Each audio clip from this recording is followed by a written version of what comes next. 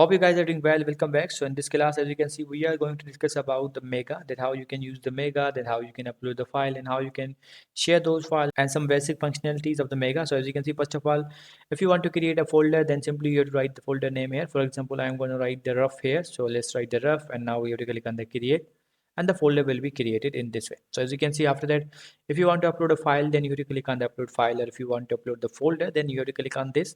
And after that, as you can see here, the recent you will see the recent activity here, and now you will see the favorite section. If you have added any kind of file or anything in the favorite section, you will see those things here.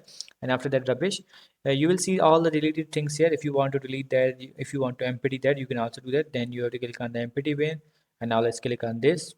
So as you can see, now it's empty. In this way you can do that. And after that, as you can see, here's the option for the folder, and here you will see the incoming shares and outgoing shares. If you have shared anything with anyone, if you have shared any kind of access with anyone, you can use that. If anyone gave you access of anything, you will see that here. Or if you have shared any kind of access with anyone, you will see that here. So in this way you can do that. In the links section, you will see all the files which you have shared the link with someone. And in the file request, if anyone has sent you a request regarding any kind of file, you will see all the things here.